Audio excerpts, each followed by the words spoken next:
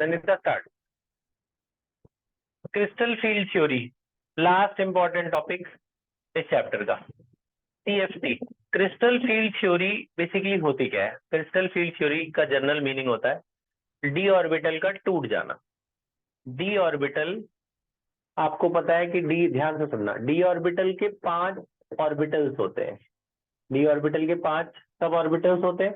इसका पहले वाले का क्या नाम होता है? एक्स वाई, दूसरे का Y Z, third Z X, fourth X square minus Y square, fifth Z square. ठीक है, ये नाम याद कर लो। So these orbitals are called degenerate orbitals. Why they are called degenerate orbitals? Because they have same energy. सबके पास अगर electron होंगे तो सबकी एनर्जी सेम होती है। ठीक है, तो हम जो पढ़ने जा रहे हैं वो है हम पढ़ रहे हैं सीएफटी। आपके कोर्स में 2 तरह की है, एक है सीएफटी इन ऑक्टाहेड्रल कॉम्प्लेक्स और दूसरा है सीएफटी इन टेट्राहेड्रल कॉम्प्लेक्स। दूसरी है सीएफटी इन टेट्राहेड्रल कॉम्प्लेक्स। तो दोनों के ऊपर हम कुछ टॉपिक करने जा रहे हैं, फिर एक क्वेश्चन भी करेंगे। सर आप जरा फर्क, तो क्या होता है ऑक्टाहेड्रल में? आपको याद है ऑक्टाहेड्रल कॉम्प्लेक्स होता क्या था? ऑक्टाहेड्रल की हाइब्रिडाइजेशन क्या होती थी? क्या होती थी हाइब्रिडाइजेशन? D2Sp3, याद है?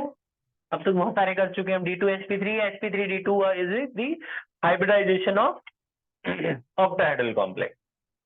तो आपको याद है ग्राउंड स्टेट होता है, फिर आयनिक स्टेट होता है, फिर लास्ट में क्या होता था? Hybrid state. तो आपको ये भी याद होगा कि आयनिक स्टेट में क्या होता था? अगर ये 2 डी यूज कर रहा है, कितने डी यूज कर रहा है शुरू में? यानी ग्राउंड स्टेट में आपको याद है सबके पास इलेक्ट्रॉन होते थे, डी ऑर्बिटल में सबके पास होते हैं। फिर एक नेक्स्ट स्टेप क्या आता था? आयनिक स्टेट। आयनिक स्टेट में इलेक्ट्रॉन लूज करता है ना, ये आयनिक स्टेट में इलेक्ट्रॉन लूज करता ना, एस लूज करता था, फिर यहाँ पे कौन लूज करता था? डी। तो यहाँ पे 2 जगह खाली बच जाती थी, 2 जगह खाली बचती थी, तभी तो 2 डी यूज होते थे ना। फिर वहां पे आप एक्स एक्स भरते थे और आगे एस और पी में भी भरते थे। यही होता था स्टेप में कि पहले हम लोग इनिशियल स्टेज में, फिर से बता रहा हूं मैं, ध्यान सुनना, ग्राउंड स्टेट में जितने डी ऑर्बिटल हैं सबके पास इलेक्ट्रॉन होते थे। ग्राउंड स्टेट में सबके पास इलेक्ट्रॉन होते थे, है ना? फिर जब आयनिक स्टेट आता था तो ये इलेक्ट्रॉन लूज कर देता था, मेटल आयनिक स्टेट में लूज करता था। उसके बाद हाइब्रिड स्टेट में क्या होता था? जितनी खाली जगह होती थी वहां पे आप लिगेंड्स भरते थे, है ना? तो हुआ क्या, कितने स्टेप हुए? 3। स्टेप 1, ग्राउंड स्टेट में सबके पास कौन, ये किसके इलेक्ट्रॉन है जो मैंने एरो बनाई है? ये मेटल के इलेक्ट्रॉन है। ये किसके इलेक्ट्रॉन है? मेटल। ठीक है, तो सबकी एनर्जी बराबर है क्योंकि सबके पास मेटल के इलेक्ट्रॉन है। उसके बाद क्या हुआ? इसने 2 इलेक्ट्रॉन लूज कर दिए। अब इन 3 के पास इलेक्ट्रॉन है और इन 2 के पास इलेक्ट्रॉन नहीं है। तो यहां से एनर्जी डिफरेंस क्रिएट होना शुरू होता है कि भैया मेरे पास इलेक्ट्रॉन है और इनके पास इलेक्ट्रॉन नहीं है। तो जिनके पास इलेक्ट्रॉन है उनकी एनर्जी थोड़ी सी अलग होगी और इसकी एनर्जी थोड़ी सी अलग होगी। इनको न्यूक्लियस खींचेगा अपनी तरफ कि भाई इनके पास इलेक्ट्रॉन है। क्यों खींचेगा न्यूक्लियस? इलेक्ट्रॉन पे क्या चार्ज होता है? माइनस, और न्यूक्लियस पे क्या चार्ज होता है? प्लस। इन्हीं 3 के पास माइनस है, इन्हीं को खींचेगा, इनको तो खींचेगा नहीं। उसके बाद हाइब्रिड स्टेट में क्या होता था कि भाई इनके पास भी इलेक्ट्रॉन आ जाते। ये एक्स एक्स किसके इलेक्ट्रॉन है? ये लिगेंड के इलेक्ट्रॉन। ये एक्स किससे डिनोट करते थे हम? लिगेंड से डिनोट करते थे। तो ये लिगेंड के इलेक्ट्रॉन आ गए, ये किसके इलेक्ट्रॉन्स आ गए? लिगेंड्स के इलेक्ट्रॉन आ गए। यहां तक बात समझ में आई? अब क्या होगा? मेटल अपने इलेक्ट्रॉन को खींचेगा और लिगेंड अपने इलेक्ट्रॉन को खींचेगा। इसका एनर्जी अलग हो गया, इन 3 का एनर्जी अलग हो गया और इन 2 का एनर्जी अलग हो गया। ये जो 3 है ये लोअर एनर्जी में चले जाते हैं, इनकी एनर्जी को T2G से डिनोट करते हैं। और ये जो दोनों है ये हायर एनर्जी लेवल में चले जाते हैं। क्यों? उनको बाहर से लिगेंड खींचना है ज्यादा एनर्जी के साथ, तो इसके एनर्जी को EG से डिनोट करते हैं। किसकी एनर्जी को? लास्ट के दोनों की एनर्जी को इससे डिनोट करते हैं EG, that will be raised in the energy. अब ये जो तीनों होते हैं that will be lower in the energy क्योंकि they are directed towards the axis. आपको याद है देखो एक क्वेश्चन आया था पेपर में, इन तीनों की शेप पता कैसी होती है? X Y Y Z Z X की। ये एक्स और वाई के बीच में आए जाते हैं, याद है?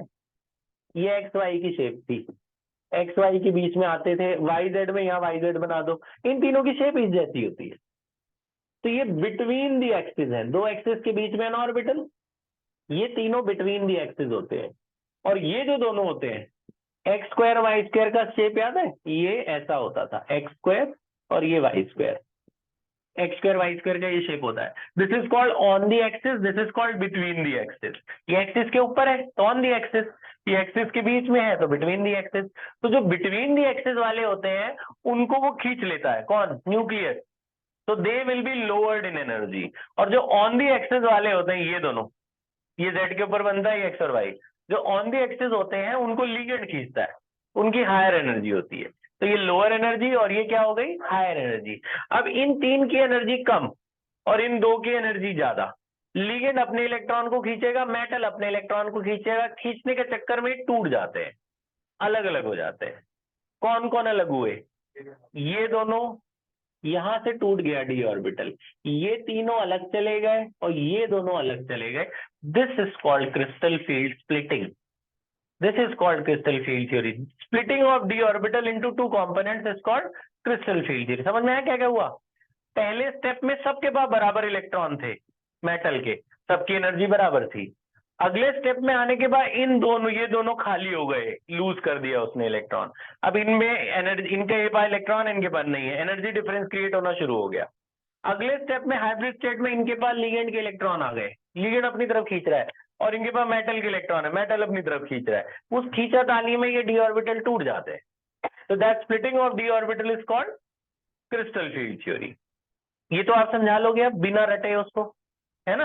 अब इसको ड्रॉ भी करना होता है, ये जो हमने सीएफटी बनाई, सीएफटी आपको एक्सप्लेन करा, इसको ड्रॉ करना है। कैसे ड्रॉ करते हैं एनसीईआरटी वाले, देखो ये जो 5 ऑर्बिटल है ना, उसके लिए ऐसे 5 लाइनें खींच लेते हैं लोग, 1 2 3 4 5। ये कौन है, X Y, Y Z, Z X, X square minus Y square और जेड स्क्वायर, ये ग्राउंड स्टेट है। फिर हुई जी आयनिक स्टेट, यहाँ पे भी 5 लाइनें बना देना, वही पांचों है, अभी टूटा तो नहीं है। यहाँ पे एनर्जी डिफरेंस क्रिएट होना शुरू हुआ, फिर इनको तोड़ देना। कैसे तोड़ोगे, कौन कौन हायर में गया था इन पांचों में से, हायर में कौन गया था, ये दोनों, तो 2 ऊपर बना देना। और लोअर में कौन आए थे, ये तीनों, 3 नीचे बना देना। समझ गए, डी ऑर्बिटल के 2 टुकड़े हो गए। हायर में चले गए ये दोनों, कौन गए, X square minus Y square और जेड स्क्वायर। और लोअर में कौन आए, एक्स वाई, वाई जेड और जेड एक्स। इन तीनों की कंबाइंड एनर्जी को क्या बोलते हैं, T2G।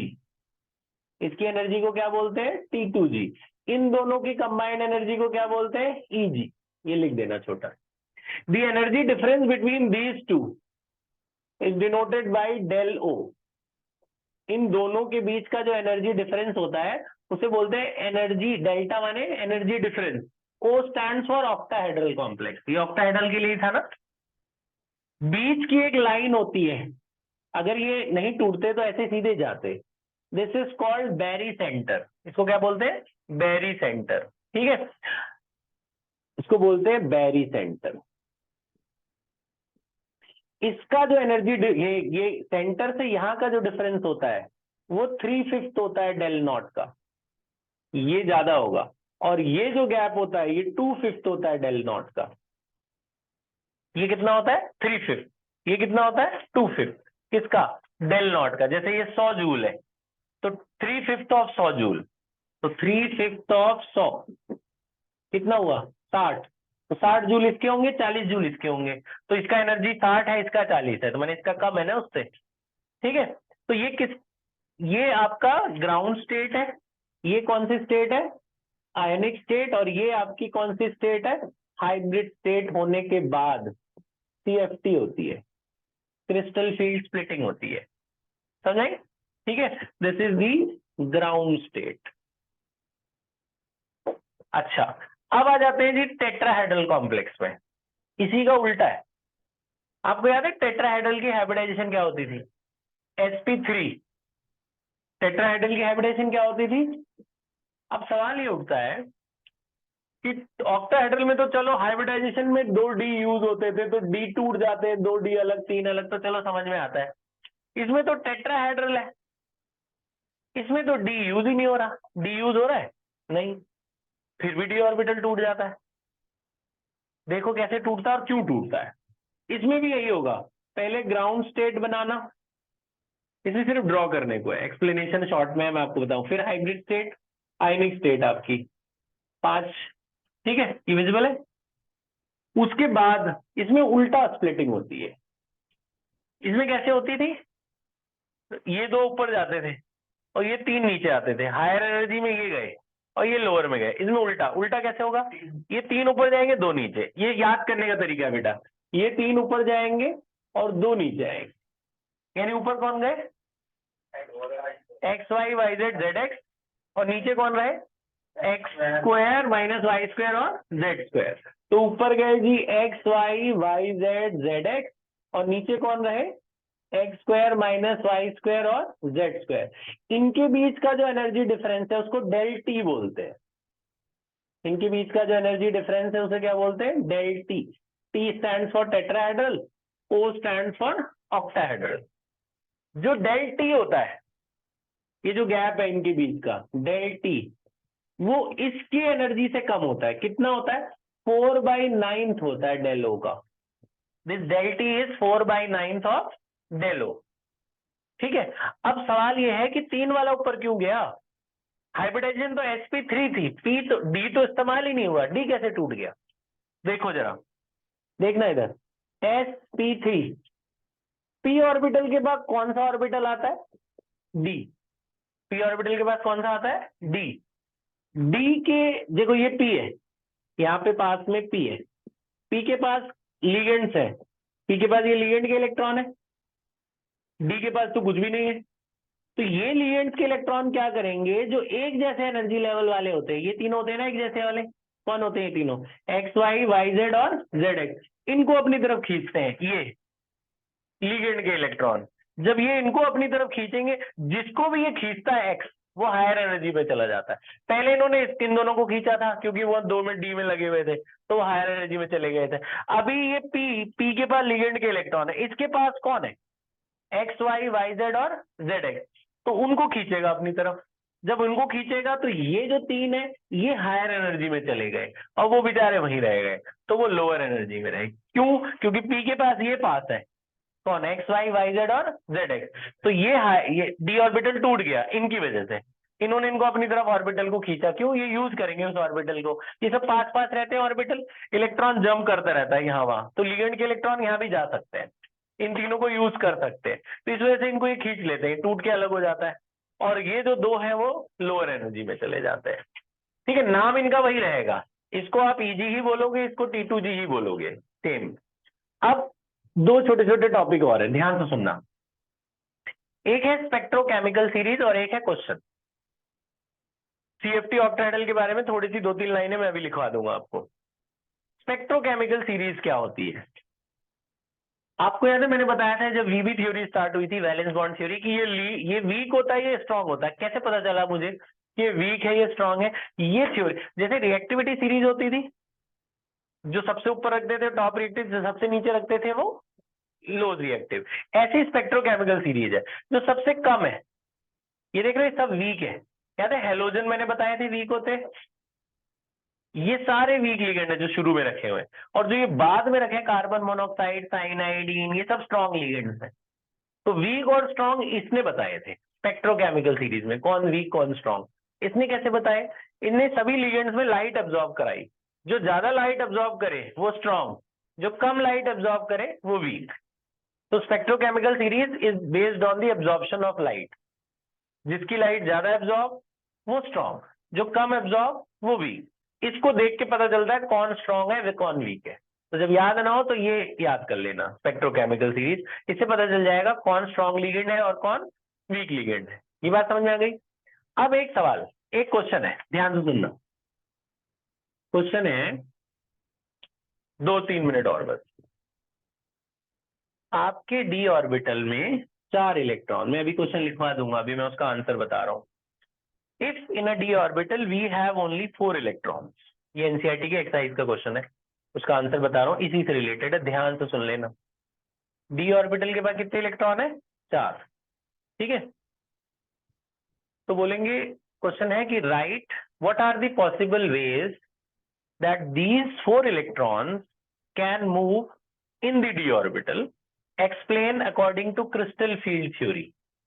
ठीक है, 2 नंबर का क्वेश्चन आया था ये बोर्ड में और एनसीईआरटी में भी है। तो आप कैसे बताओगे? तो आप लिखोगे आंसर, मैं भी क्वेश्चन लिखवा दूंगा। आंसर आप बोलोगे देयर आर 2 वेज। डी के पास कितने इलेक्ट्रॉन थे, याद रखना, डी के पास कितने इलेक्ट्रॉन थे, 4।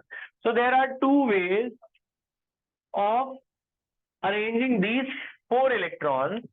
पहला वे, देखो बच्चों, एक ना एनर्जी होती है, उसे कहते हैं पेयरिंग एनर्जी। आपको याद है स्ट्रॉन्ग लिगेंड में पेयरिंग होती थी, वीक लिगेंड में पेयरिंग नहीं होती। तो पेयरिंग एनर्जी को इन्होंने पी से डिनोट कर रखा है, पेयरिंग एनर्जी को इन्होंने पी से डिनोट कर रखा है। तो पहला वाला देखो जरा आप, पहला वाला है, पहला case, if del naught is less than p, p stands for pairing energy, del naught stands for energy difference of octahedral complex। अगर ये इससे कम है तो उसको बोलते हैं week ligand, weak field ligand. और अगर दूसरा केस, अगर ये इससे ज्यादा है, तब उस केस में उसको बोलते हैं स्ट्रॉन्ग फील्ड लिगेंड। दिखाई दे रहा है ये?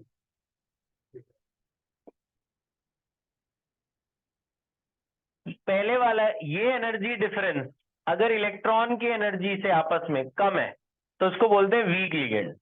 और अगर ये इससे ज्यादा, इन्होंने कैलकुलेट करी एनर्जी निकाला है तब इन्होंने ये बनाया।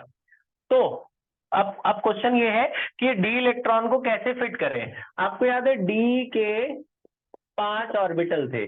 पहले का क्या नाम था, X Y, Y Z, Z X, last वाले का X square minus Y square, इसको जेड स्क्वायर। जो ये पहले 3 होते थे इनको हम लोग T2G कहते थे, और बाद वाले 2 के एनर्जी लेवल को क्या कहते हैं, EG।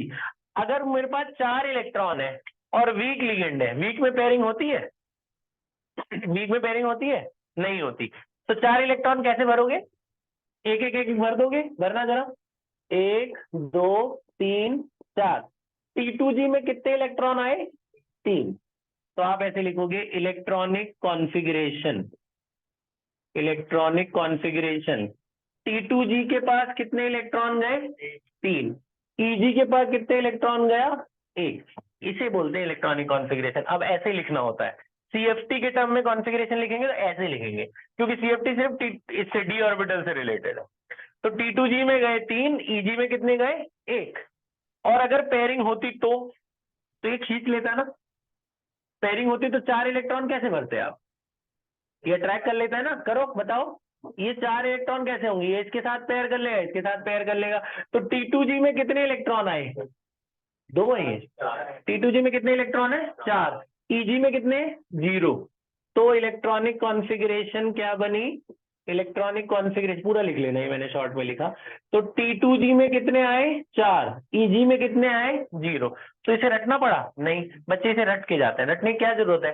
वीक लिगेंड में क्या हुआ, सब में एक एक एक भर दिए, तो T2G में 3 और EG में 1।